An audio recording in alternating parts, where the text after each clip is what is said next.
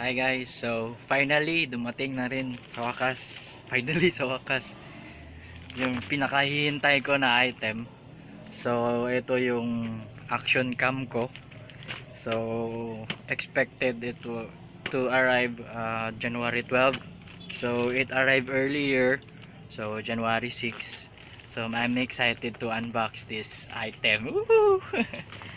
So two items po siya, action cam.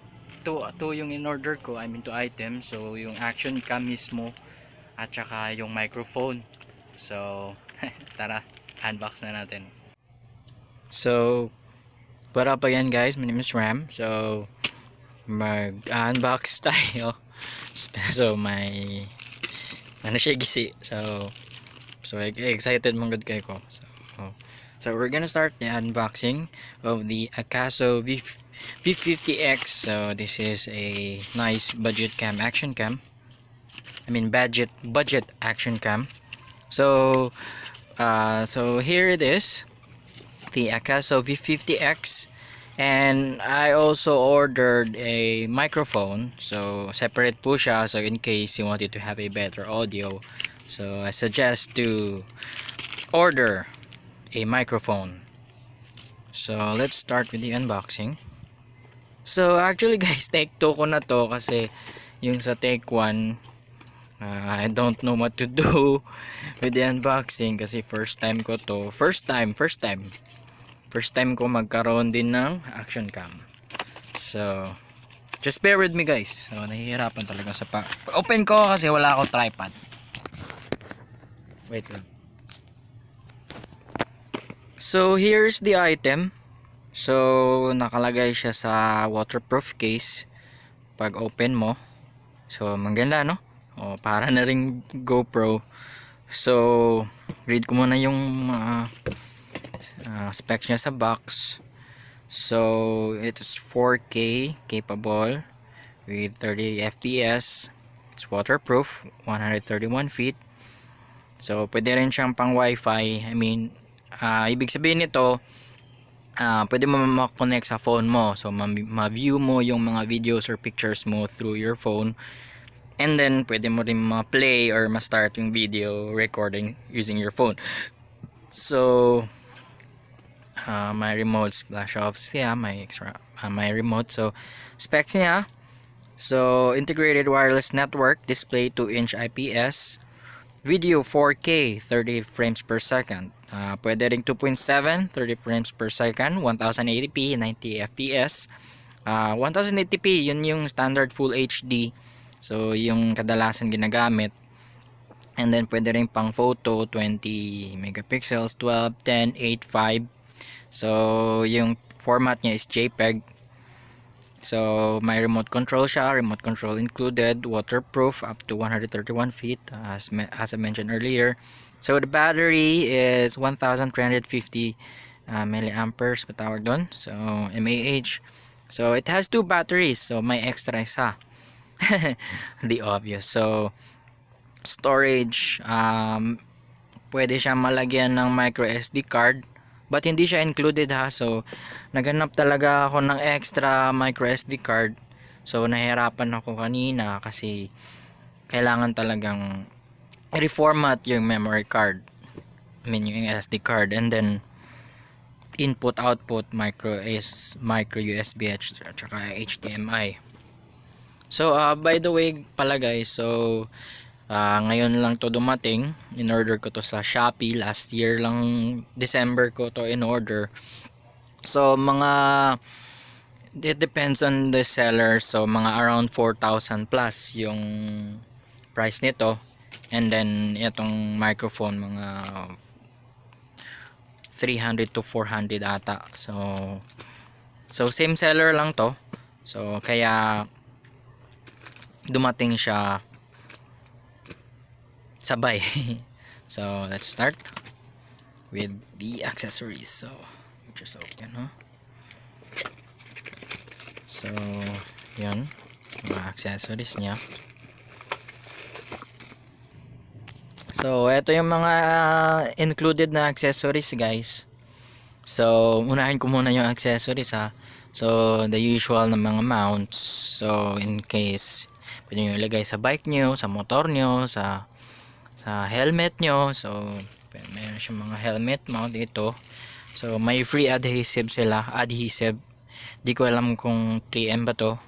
And then, yung wiper sa lens niya or sa glass. And then, quick start guide. So, makita mo yung mga items. And then, ida-download nyo yung yung manual niya. So, meron din sa App Store or Google Play for Android and Apple devices. So, ito yung wireless remote. So, may strap siya. So, pwede mo may suotin. And then, yung cord sa charger. And then, pwede pang connect sa unit itself sa action cam, sa Akaso V50X, sorry. So, ito. Pwede malagyan ng dalawang battery. So, extra cover ng waterproof case. So, by the way guys, ito yung pinili ko, V50X, kasi may image stabilization siya. So, we'll get through it later. Kasi meron din siyang tinatawag na V50 Pro. So, maganda din yung audio niya. Kaya, so, compare nila sa V50X. Yung V50X hindi masyadong malakas yung audio. Kaya nag-order ako ng microphone. Kaya nga nag-order ako for motovlogging. So, aspiring motovlogger. So, pwede rin pang travel vlog. So, ito yung unit. So, meron pang sticker. So, nakalagay pa sa waterproof case. So ganito siya tanggalin guys. So, wait lang ha. So, ipitin ko muna sa legs ko na naman yung cellphone ko para makagamit ako ng 2 hands. So, all you need to do is you need to pinch it here. Ito. Para ma-remove mo dito sa box. So, ito. So, pag open, ito lang, ganito lang.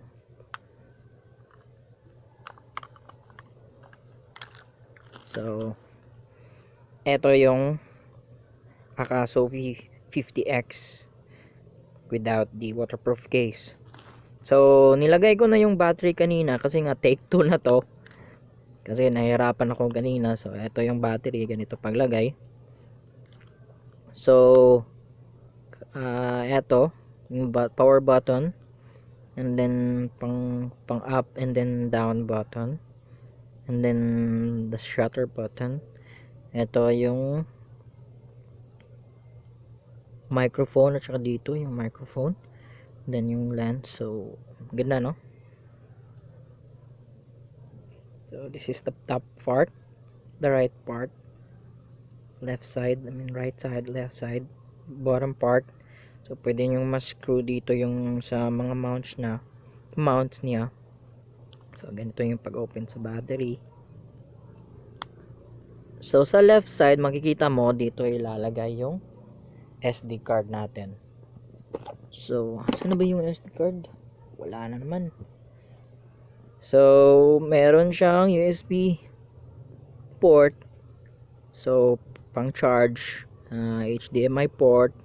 Pwede nyo i-connect sa mga devices nyo like cellphone or laptops or sa TV nyo kapag gusto nyo i-view yung mga videos and pictures nyo. So i-on natin guys ha. So may sound siya, may tunog siya kapag naka-on. So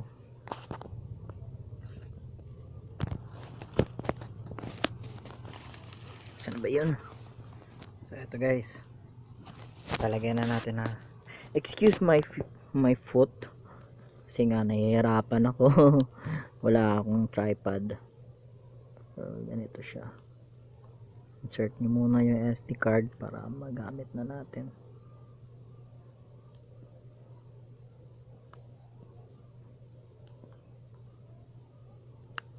So ito. So, please format SD card.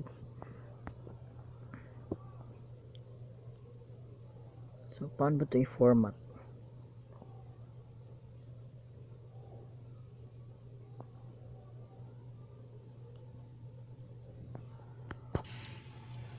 So it says here guys na Wi-Fi info, so press up to quit Wi-Fi. So press up ko lang to.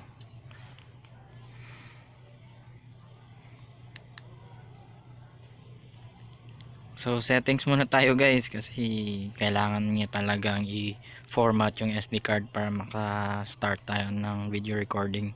So yung resolutions niya, so may 4K, 30 fps, 2.7, 30 fps, 2K 60 fps, 2K 30 fps, and then yung standard na full HD yung 1080p 90 frames per second, pwede yung 60, 30, meron ding 720p, 120, 60, 30.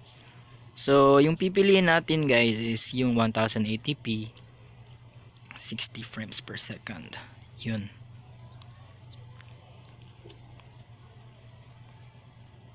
So may image stabilization, so piliin natin, i-on natin piliin. So let's turn it on, kasi nga kaya nga pinili ko yung V50X, maganda yung image stabilization niya compare sa V50 Pro.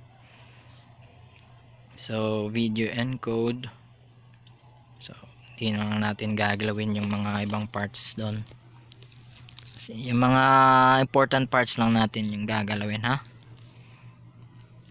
So by the way guys, yung touch response niya is maganda, hindi siya laggy, hindi siya mabagal mag-response. So pwede rin mag slow motion, so yan, up to 90 fps.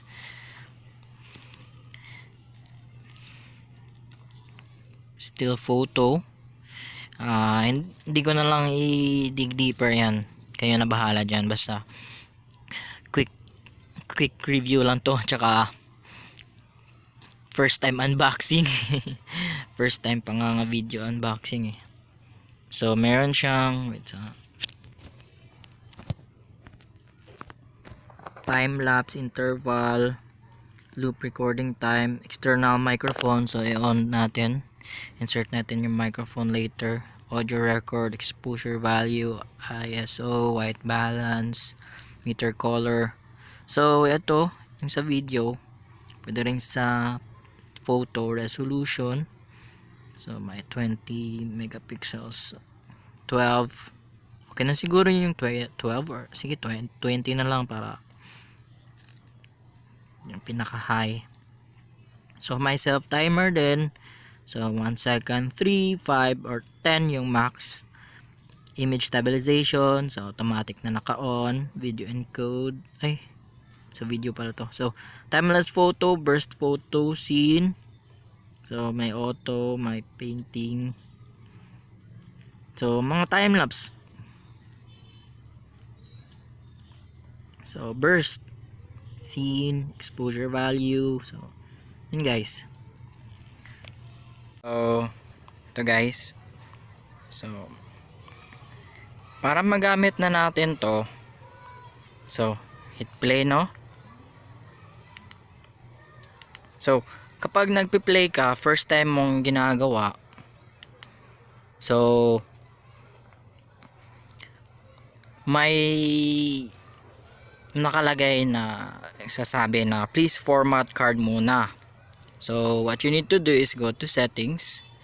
Dito pindutin mo to yung settings. So mga settings, meron din siyang wait lang ha, sounds, distortion calibration, angle, diving mode kapag gusto nyo mag swimming, WDR, auto power off, screensaver, language, date format, set date, set time kasi may display din siya sa oras, then date stamp, power frequency, and then format card. Ito, so format SD, quick format, click confirm, format successfully.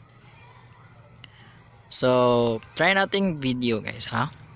So makikita natin ng pinili natin video 1080 p 60 fps, And then makikita natin sa top left yung time and then recording time.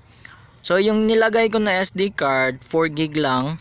So 15 minutes lang yung pwede nating ma-record. And then ito yung microphone and then yung battery life niya.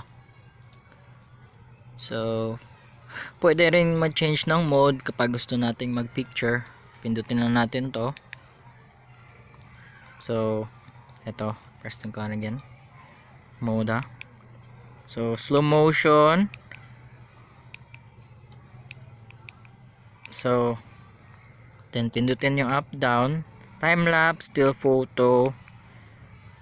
So time lapse sa video, photo, set up timer, burst, video, slow motion nga. So eto, magvi-video tayo. So piliin natin yung video. So yun. So naka-video na. Yun lang. So pindutin lang natin to. Pwede rin dito sa top. Okay, let's start. So makikita natin nag-blink yung blue light. So meaning nagre-record na siya. And then eto may red din nagbi-blink. So yung time din. So yung ilang seconds or ilang oras na lang pwede mo ma-record. So stop. So SD card speed is low kasi nga 4 gig lang. So yun. So pwede rin yung scroll down, my Wi-Fi, lock or power off, scroll left, photo, video. So eto.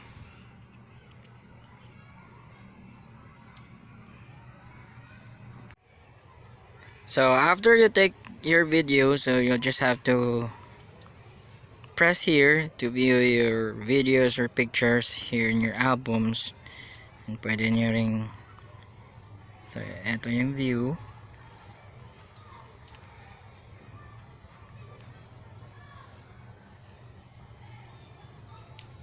So it's nice naman, diba? Then pwede rin yung delete. So eto. Then press here. So are you sure to delete this file? So confirm. So yun. So if you want to take a video na naman, just press here. So it will start blinking. Press again to stop. And then press here. So yun. So that's it. So again guys, ito yung Akaso 50X. So yun. Pasensya na po, di pa ako marunong masyadong mag-unboxing or mag-review. And again, this is my first time doing it. And also, this is my first time of having an action cam. Okay? So please do support me guys in my future videos. So I do appreciate if you subscribe. Please do. And just click the notification bell also so that ma-update kayo lagi sa mga new videos ko. And please hit the thumbs up also. And then hoping maka-upload pa ako ng mga videos or mga reviews or especially sa moto vlog ko. Excited to use this na. So yun lang guys. Thank you for viewing till the end of this video. Tinapos nyo rin. And maraming salamat and pasensya na muna. Practice muna to. So once again, thank you and God bless. Goodbye.